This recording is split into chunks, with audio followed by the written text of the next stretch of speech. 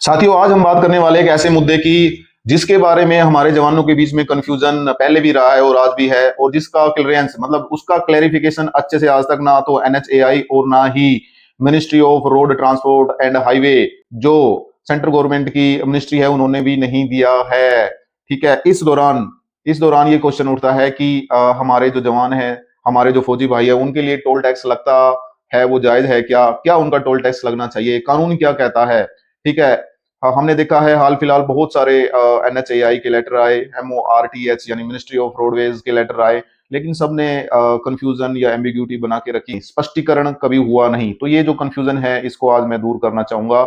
मैं आपको प्रूफ भी दिखाऊंगा, जो लेटेस्ट जो कोर्ट केस है उसकी कॉपी दिखाऊंगा, उसके अंदर क्या रहा। मैं आपको 1901 का जो Indian toll army and air force act 1901 है वो दिखाऊंगा। ठीक है। और जो बाद में इंडियन नेवी के लिए एक्सटेंड हो गया था। मैं आपको दिखाऊंगा कि पार्लियामेंट के अंदर जो 2016 के अंदर क्लैरिफिकेशन दिया गया था क्वेश्चन आंसर के रूप में, क्या जवाब दिया गया था गवर्नमेंट के द्वारा, वो दिखाऊंगा। ठीक है। तो आप इस वीडियो को पूरा देखिए, इससे आज आपका सारा डाउट क्लियर होने वाला है। तो सबसे पहले मैं आपको दिखा रहा हूं, देखिए। सबसे पहले हम चलते हैं जो लेटेस्ट जो कोर्ट केस हुआ था उसके ऊपर। ठीक है। मैं आपको कोर्ट की जजमेंट दिखा रहा हूं। देखिए, ये जिला उपभोक्ता विवाद प्रतिवाद आयोग जयपुर है, यानी कि कंज्यूमर डिस्ट्रिक्ट कंज्यूमर कोर्ट है ये जयपुर का। इसके अंदर कहानी ब्रीफ में अगर बताऊं तो आपको, इसके अंदर कोर्ट केस किया था कर्नल श्री राजेश सिंह शेखावत थे। ये रहने वाले थे ढाणी बदान, तहसील खेतड़ी, झुंझुनू राजस्थान के। और ये जाट रेजिमेंट के अंदर कार्यरत थे जयपुर के अंदर। ठीक है। मूल निवासी हैं ये खेतड़ी झुंझुनू के। ठीक है। इसके अंदर क्या हुआ था, इसको मैं पूरा कोर्ट केस की कॉपी पढ़ के सुनाऊं उससे पहले मैं आपको इनका ब्रीफ में एक चीज बता देता हूं कि ये अपना छुट्टी गए हुए थे कहां पे, अपने घर पे, और वहां से वो, ठीक है, खाटू श्याम जी होके और फिर ये होते हुए जयपुर जा रहे थे। तो बीच में इनको टोल प्लाजा पड़ा तो उन्होंने इनसे पैसे मांगे, तो इन्होंने उनको आई कार्ड दिखाया और बाद में इन्होंने इनको क्या दिखाया, किसी एक पर्टिकुलर एक्ट के बारे में बताया कि भैया इस एक्ट के तहत हमारा नहीं लगेगा। फिर उन्होंने वही जो हमेशा बहस होती है कि आप यूनिफॉर्म में नहीं हो, आप ड्यूटी में नहीं हो, आप अकेले नहीं हो, है ना, ये सब चीजें दलील दी और उनसे टोल टैक्स मांगने के लिए वो आतुर हो गए, यानी कि झगड़े के लिए आतुर हो गए। लेकिन कर्नल साहब ने झगड़ा नहीं किया, झगड़ा ना करके उन्होंने उनको बाद में, उन्होंने वहां पे उनको पैसे तो दे दिए, लेकिन बाद में क्या हुआ, बाद में उन्होंने कोर्ट के जो लीगल जो लड़ाई है वो लड़ी। ऐसे बहुत कम मिलेंगे आपको कि एक छोटी सी चीज के लिए लड़ेंगे, लेकिन कुछ लोग, और स्पेशली हमारे फौज के अधिकारी और फौज के जवान, थोड़े से पॉजिटिव वे में सनकी होते हैं, किसी को जवाब देके ही रहते हैं। तो ऐसे ही कर्नल साहब थे। मैं इनको सलूट करता हूं, मैं इनको पसंद करता हूं। 40 रुपए के लिए इन्होंने 3-4 साल तक कोर्ट केस लड़ा, और उस कोर्ट केस का जजमेंट क्या आया, और वो पूरा का पूरा कोर्ट केस वो कौन से एक्ट के आधार पर जीते, मतलब टोल टैक्स का कौन सा एक्ट है जिसके तहत सर्विंग और सोल्जर्स के लिए, ठीक है, जो कि सर्विंग सोल्जर्स और इंडियन जो एक्स सर्विसमैन उनके ऊपर लागू होता है, और वो क्या कहता है इनके बारे में, कौन कौन छूट है, वो पूरा मैं आपको बताऊंगा। इस पूरी जजमेंट को दिखाऊं उससे पहले मैं आपको एक बार जो भी जितने लेटर आए थे, जितने एक्ट आए थे और पार्लियामेंट से क्या जवाब आया था, वो एक बार दिखा देता हूं ताकि आपकी पिक्चर क्लियर रहे। ठीक है। तो सबसे पहले हम चल रहे हैं, तो सबसे पहले हम आगे हैं। देखिए, सबसे पहले इस विवाद की शुरुआत हुई थी 17 जून 2014 को। एक ऑफिस मेमोरेंडम दे दिया था किसने, ministry of road transport and highway ने 17 जून 2024 को एक मेमोरेंडम निकाल दिया था, ऑफिस मेमोरेंडम, जिसके अंदर क्या कर दिया था, इन्होंने क्लैरिफिकेशन दिया था, clarification regarding national highway fee determination rate and rule 2008। हाँ, एक रूल 2008। देखिए, अभी फिलहाल जो एक्चुअल जो कानून है दो ही काम करते हैं, Indian army and air force act 1901, और दूसरा दूसरा ये वाला एक नेशनल हाईवे फी रूल 2008। ये दो ही एक्ट इंडिया के अंदर टोल के लिए काम करते हैं। जो भी क्लैरिफिकेशन मिलेगा इस इनके बेस पे ही मिलेगा। और आपको बता दूं कि ये जो रूल 2008 है ये भी बेस है किसके ऊपर, जो इंडियन टोल 1901 है उसके ही, इंडियन टोल एक्ट 1901 आर्मी और एयरफोर्स के लिए है, वो पूरे की पूर्णतया ये लागू करता है। और सिविलियंस के लिए भी कौन कौन छूट है उनको ये कवर करता है 2008 एक्ट। क्या आया था इसके अंदर, कंट्रोवर्सी क्या हुई थी कि इसके अंदर ये बोल दिया था कि भैया, it is now clarified that the exemption to under the Indian toll act, ठीक है, army and air force 1901 is available only to those person who are on duty and does not pertain to retired person. Official duty के लिए use नहीं हो रहे तो personal vehicle में toll tax नहीं मिलेगा, even if it is accompanies the said official. इसके अंदर यदि वो आर्मी का बंदा या वो सोल्जर बैठा हुआ है, मतलब कोई भी डिफेंस का बंदा बैठा हुआ है, इंडियन आर्मी एयरफोर्स नेवी, तो भी उसको छूट नहीं मिलेगी। उसके बाद देखिए, 21 नवंबर 2016 को श्री राजीव चंद्रशेखर जी हैं, उन्होंने राज्यसभा के अंदर क्वेश्चन नंबर 590 के रूप में इस क्वेश्चन को उठाया कि जो आपने जो ऑफिस मेमोरेंडम दिया था 2014 ये करके इसका नंबर है, और डेटेड 17 जून 2014 वाला जो हमने अभी बात करी थी, वो जो मेमोरेंडम दिया था वो गवर्नमेंट ने, मिनिस्ट्री ने उसको विड्रॉ कर लिया है या नहीं। तो ये कि वो वाला आपने विड्रॉ किया नहीं किया। दूसरा पूछा कि whether the ministry is aware that the exemption of fall under the provision of Indian army act 1901 and various notification letter issued by time to time also decision of constitutional courts if so detail this. और बाद में बोला कि जो 1901 act है ना के बारे में, जो एग्जेम्पशन इनके बारे में अवेयर है गवर्नमेंट कि ये सारी छूटे हैं उनको। तो इसका जवाब क्या दिया गया? जवाब दिया गया कि भैया, पहले का जवाब दिया गया कि ये विड्रॉ नहीं किया गया है, हैज नॉट बीन विड्रॉन। ठीक है, ये वाले चीज को विड्रॉ तो नहीं किया गया। और पॉइंट बी का क्लैरिफिकेशन दिया कि जो 2008 का जो एक्ट है, no fee shall be levied and collected from the mechanical vehicle used for official purpose, और इंडियन डिफेंस के जितने भी व्हीकल होगी उनसे फी नहीं दी जाएगी, और उन सबको भी छूट रहेगी, including those which are eligible for exemption, जो कि इस रूल के तहत एग्जेम्प्टेड हैं। किस रूल के? 1901 का जो एक्ट है, आर्मी एंड एयरफोर्स एक्ट 1901, ठीक है, Indian toll army and air force act 1901, और बाद में नेवी के लिए भी बढ़ा दिया गया था। इस एक्ट के तहत जो जो छूट है उन सब के लिए टोल छूट रहेगा। ये संसद के अंदर जवाब दिया गया, दिखा देता हूं। ठीक है, तो अभी हम देख रहे हैं 1901 का जो एक्ट है, the Indian toll army and air force act 1901। इसके अंदर क्या बोला गया है? देखिए, इसके अंदर जो पैरा 3 है उसको देखिए। पैरा 3 के अंदर बताया गया exemption from toll the following personnels are and property. ये जो फॉलोइंग पर्सन है उनकी छूट है। कौन कौन? All officers, soldiers and airman.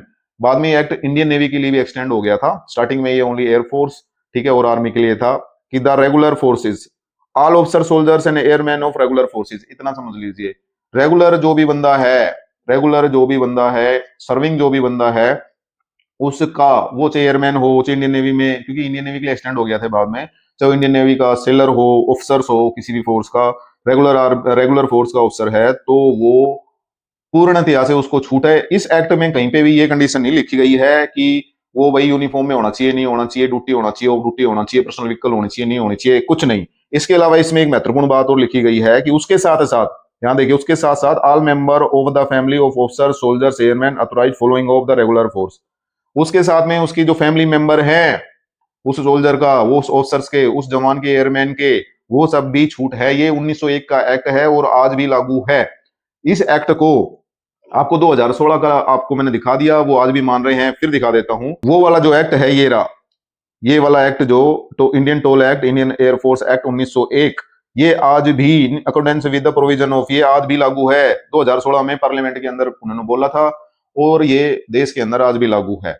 अब इसके अंदर एक जिक्र और किया गया है कि रूल 2008 है ना, ये वाला रूल है इनका कि नेशनल हाईवे फी रूल 2008, इसका भी मैं दिखा देता हूं। देखिए, the national highway fee determination and collection rule 2008, इसके ऊपर भी आप अपन नजर डाल लीजिए। ये पब्लिश हुआ था 5 दिसंबर 2008 को, और कमेंट्स भी हुआ था 5 दिसंबर 2008 को। इसके अंदर क्या दिया हुआ देखा है कि नो फी, देखिए, no fee shall be levied and collected from the mechanical vehicle. कौन कौन से व्हीकल? मैं आपको बी भी दिखाऊंगा। ये ए है, इसके अंदर जो प्रेसिडेंट है उसका, ठीक है, गवर्नर है, ठीक है, चीफ ऑफ स्टाफ है, वगैरह वगैरह सबके दिए हुए हैं। लेकिन हमारा मुद्दा कौन सा है? हम बता रहा हूं कि हमारा मुद्दा यहाँ आता है बी पे। वो ए था, उसके अंदर एक लिस्ट थी, अब बी पे देखो। And the vehicle used for the official purpose bye, number 1, ठीक है, ये ऑफिशियल पर्पस भी उन्होंने बाद में जोड़ा, लेकिन फिर भी चलेगा, by the Indian ministry of defence including those which are eligible for exemption in accordance with the provision of Indian toll army and air force act 1901 and rule made thereafter and extended to navy also. 1901 के तहत, 1901 का जो army air force act है और जो बाद में navy के लिए भी हो गया था, वो आज भी स्टिल एग्जेम्प्टेड है। ये इन्होंने खुद माना है 2008 के एक्ट में। जो जितने भी पढ़े लिखे लोग हैं, और स्पेशली जो हमारे डिफेंस के ऑफिसर्स हैं, उनको ये क्लियर है कि भैया 1901 का जो एक्ट है आर्मी एंड एयरफोर्स, एंड बाद में एक्सटेंड हो गया था नेवी के लिए, उसके तहत वो आज भी, चाहे वो कहीं पे भी जा रहे हो, छुट्टी पे हो या कुछ भी हो, वो आज भी एग्जेम्प्टेड है। और इससे रिगार्डिंग देखिए, एक क्लैरिफिकेशन आर्मी ने भी दिया था। आर्मी ने देखिए 25 अगस्त 2023 को इंटीग्रेटेड हेडक्वार्टर जो आर्मी का है, उसकी जो ब्रांच है लॉजिस्टिक और ये जो मूवमेंट की, ट्रेवल सेक्शन की, इन्होंने, इस सेल ने 25 अगस्त 2023 को एडवाइजरी जारी की थी टू ऑल हेडक्वार्टर, ठीक है, उनके जो कमांडेंट है उनको एडवाइजरी क्या थी? Exemption of toll fee to private vehicle of defence personnel, कि टोल फी जो प्राइवेट व्हीकल है जो डिफेंस पर्सनल है उनके रिगार्डिंग एडवाइजरी। देखो इसके बारे में अच्छे से देख लो आप, इंडियन आर्मी का जो लेटर है, the Indian toll army and air force act 1901 exempt करता है ऑल सर्विस पर्सनल को जो रेगुलर फोर्स के अंदर है, रेगुलर जॉब में है, from payment of toll across the country. ठीक है, 1901 एक्ट जितने भी हमारे सर्विंग सोल्जर्स है उनको एग्जेम्प्ट करता है टोल देने से पूरे ऑल इंडिया में। ठीक है, और ये एक्ट आज भी लागू है। और बता रहे हैं कि द सेम इज बीइंग, ठीक है, granted on private vehicle of defence personal on provision of I card, और ऐसा आई कार्ड दिखाने पे प्राइवेट व्हीकल को भी मिल रहा है। However there may have been recent incident of denial of such privilege, और अभी बहुत सारी ऐसी घटनाएं, इंसिडेंट देखने को मिले हैं जहां पे टोल प्लाजा के साथ, ठीक है, toll plaza specially Delhi Mumbai express के ऊपर जो कि न्यूली कंस्ट्रक्टेड टोल प्लाजा है, वहां पे ऐसी इंसिडेंट देखने को मिले हैं कि वो बहस करते हैं टोल लेने के लिए। तो बोला गया है कि अपने जितने भी स्टाफ है उनसे, जितने भी कमांडेंट्स हैं, कि जितने भी कमांडिंग ऑफिसर्स है, are requested to sanitize all, मतलब soldiers to avoid any altercation with toll staff, कि ऐसे सबको सैनिटाइज कर दो, सबको बता दो कोई भी टोल प्लाजा के स्टाफ के साथ ज्यादा झगड़ा ना करे, ताकि जो झगड़ा ना हो।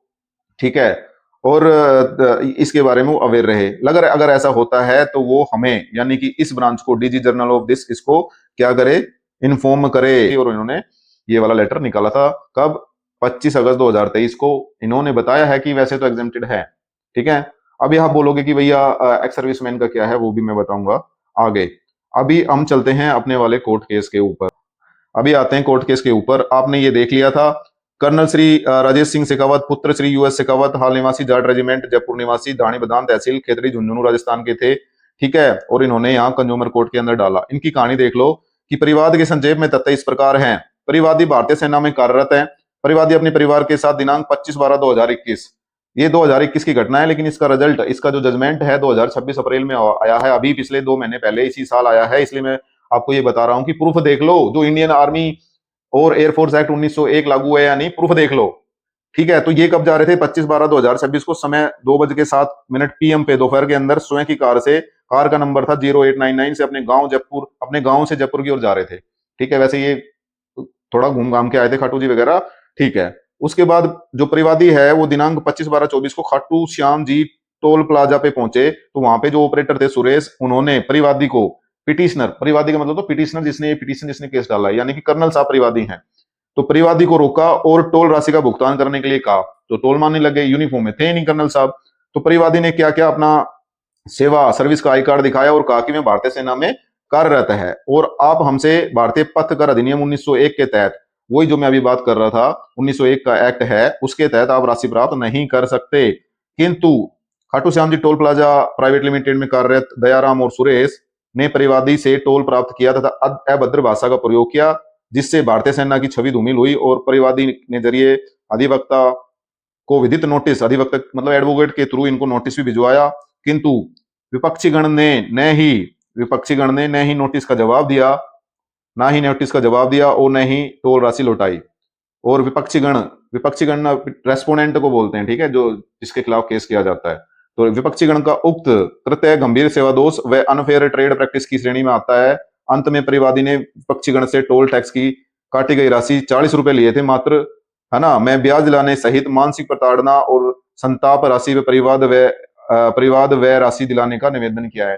तो इन्होंने कोर्ट केस डाल दिया। ठीक है, अब इसका रिजल्ट क्या है, ये सारी चीज सुन के उनको, टोल वाले को बार बार नोटिस और बार बार बुलाने के लिए बोला गया, लेकिन वो नहीं आए। तो विपक्षी गण इस आयोग के समक्ष उपस्थित नहीं हुए और उनके खिलाफ एक पक्ष कार्रवाई अमल में लाई गई। इसलिए इस आयोग के समक्ष परिवादी द्वारा दी गई साक्ष्य को स्वीकार करते हुए, ठीक है, अतिरिक्त कोई विकल्प नहीं है, अतः उपरोक्त विवेदानुसार यह आयोग प्रतिवादी द्वारा टोल टैक्स से ली गई राशि 40 रुपए को ब्याज दिलाने सहित और मानसिक संताप राशि परिवाद सहित दिलाना न्याय उचित समझता है।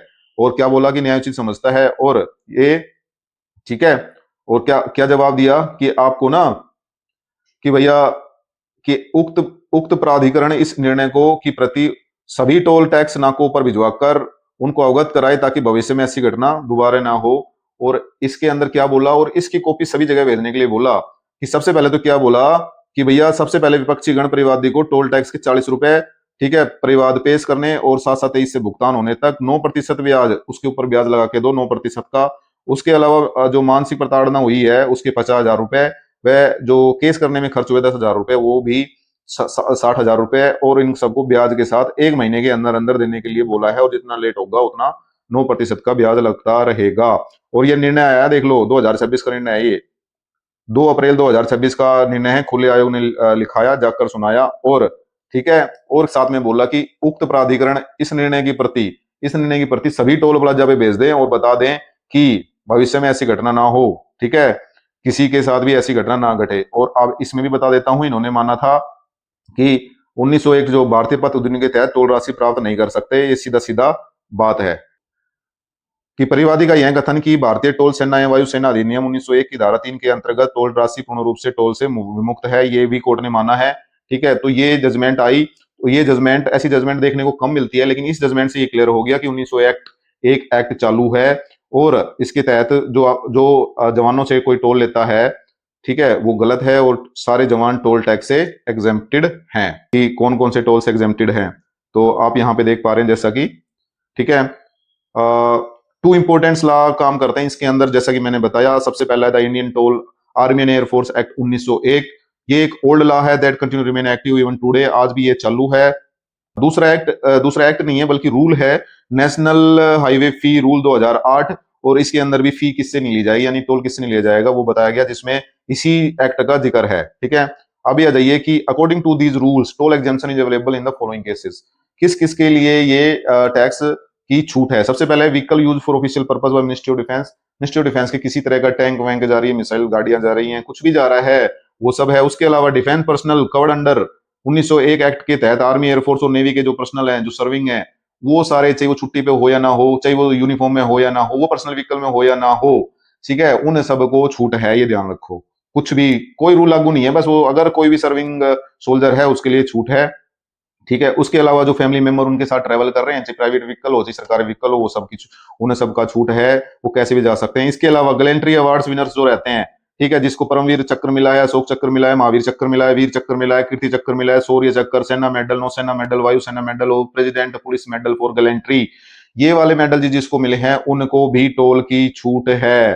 ठीक है, तो ये अभी क्या निकल के आता है, लेकिन इन सब के अंदर एक चीज और जरूर निकल के आती है कि ये नोट करने की बात है कि retire personnels without gallantry awards, यानी कि जो रिटायर पर्सनल है जिनके पास गैलेंट्री अवार्ड है, जो मैंने बताया ऊपर मेडल्स हैं, वो तो छूट हमेशा जिंदगी भर रहेगी उनको।